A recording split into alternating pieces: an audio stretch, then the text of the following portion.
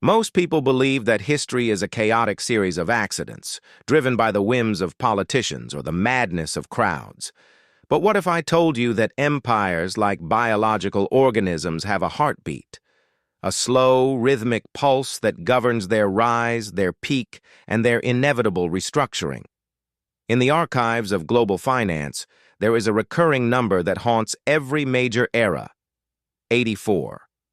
It is not a mystical number. It is a mathematical consequence of human life and human greed. 84 years is roughly the span of a long human life. It is the time it takes for a society to go from a crisis to prosperity, to forgetting the lessons of that crisis, and finally, back into the fire. Today, we stand at the edge of the Great Convergence. From the mobilization of 1942 to the uncertainty of 2026, the clock is striking 12. In this investigation, we will strip away the headlines and look at the raw data of the 84-year debt reset. We will explore why every 84 years, the world is forced to liquidate its past to pay for its future. If you want to understand the next 5 years, you must first understand the geometry of the last 2 centuries. Let's look at the markers. 1857. A global financial panic triggered by the collapse of the Ohio Life Insurance and Trust Company.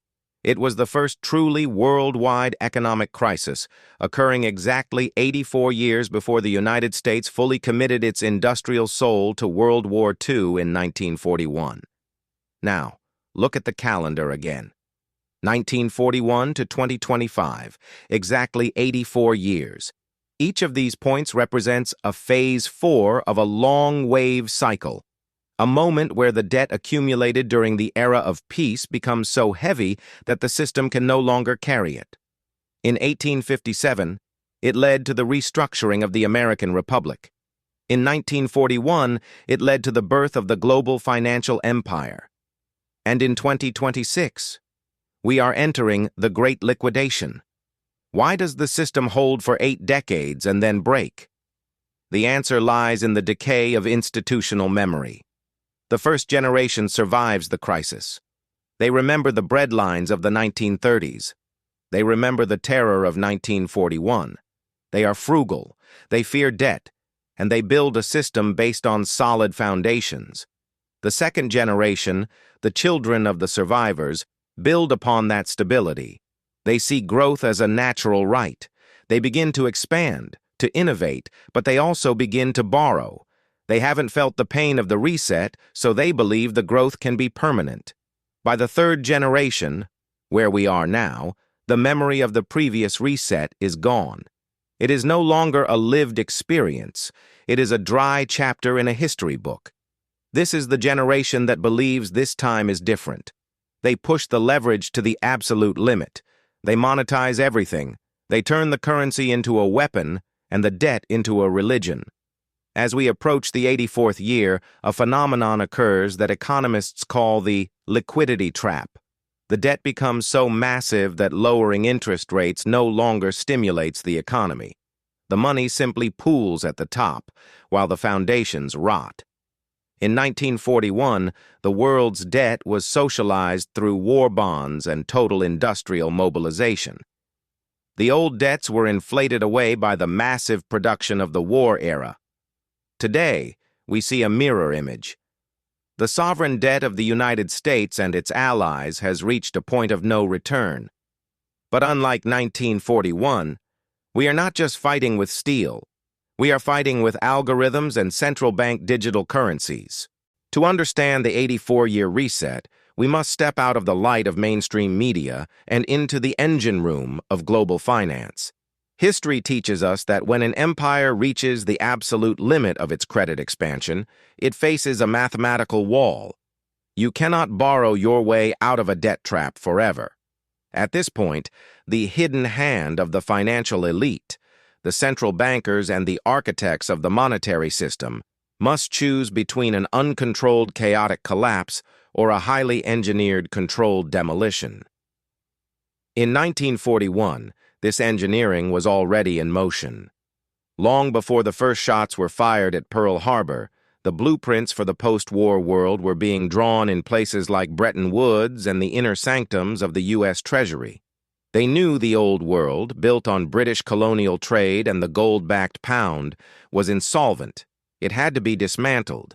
But how do you dismantle a global system without losing control? You create a liquidity vacuum. Notice the movement of capital during these transition periods.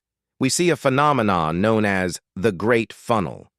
In the final years of an 84-year cycle, wealth stops flowing into real innovation, factories, infrastructure, and the middle class, and begins to flow exclusively into safe havens and systemic protection. This is the capital flight phase. In the late 1930s, the gold reserves of Europe were physically moved to the vaults of New York. Today, we are seeing the digital version. Trillions of dollars are moving into risk-off assets, but the exit door is getting narrower every day. The Federal Reserve, created just one generation before the 1941 reset, was the ultimate tool for this transition. By manipulating the cost of time, which is what an interest rate truly is, they can artificially extend the cycle or trigger the reset at the exact moment the new system is ready. Every great reset requires a sacrifice. To clear the ledger of the old unpayable debts, someone must lose their wealth so that the system can survive.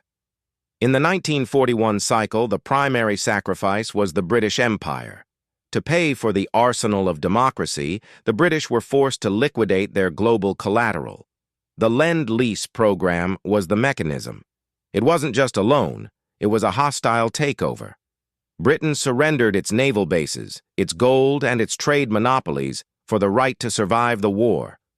In the 2026 cycle, the target has changed.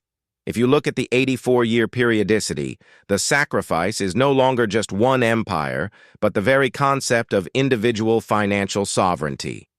The reset we are approaching is designed to purge the unfunded liabilities, the trillions in pensions, social promises, and paper savings that the government can never truly pay back.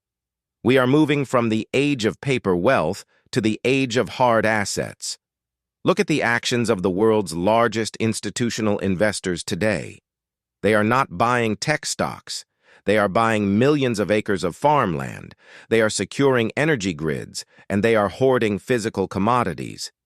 They are preparing for the margin call of 2026. The hidden hand knows that when the 84-year clock strikes 12, only that which is tangible will remain. The rest, the digital promises and the paper currency, will be the fuel for the fire that cleanses the ledger. If you find this section difficult to process, I strongly suggest you pause the video here and study the Lend-Lease asset transfer data on your screen. It is the exact playbook being used today. As we navigate the final months leading into 2026, we are witnessing a triple peak convergence that has only occurred twice in the last 200 years. The 84-year clock is not just a financial measurement, it is a social and geopolitical one as well. First, we have the debt peak. Current global debt levels, when measured against actual productivity, have surpassed the critical 1941 threshold. The interest on the debt is now consuming the capital needed for survival. Second, we have the social peak. Just as in the 1850s, exactly 84 years before 1941, our societies are polarized to the point of structural failure. The social contract is breaking because the currency that fuels it is dying. Third, we have the geopolitical peak. A multipolar world is now openly challenging the US dollar's status as the global reserve currency. The 2026 roadmap is not about a traditional war, though friction will be the catalyst. It is about a digital liquidation. In 1941, the reset was physical. Factories were seized, and gold was moved. In 2026, the reset will be frictionless. The transition to central bank digital currencies, CBDCs, is the ultimate 84-year patch for a failing system.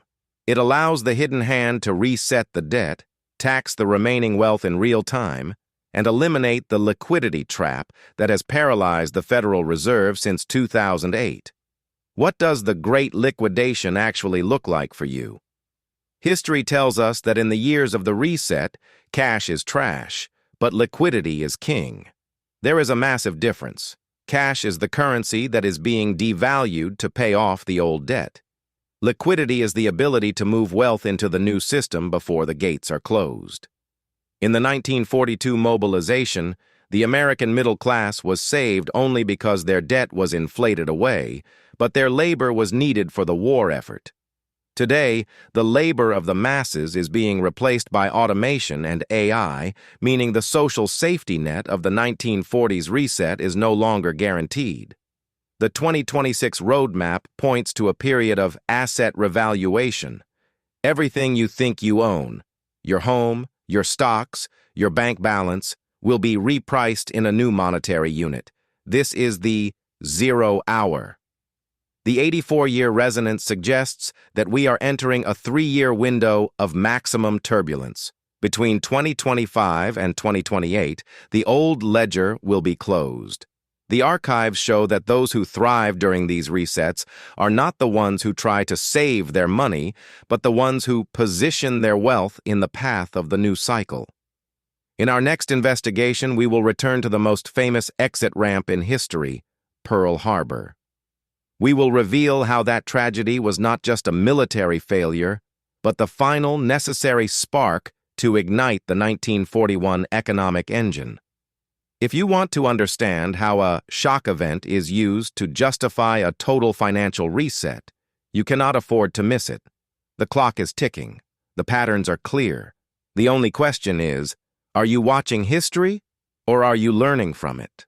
Subscribe to our channel for more stories from a different perspective.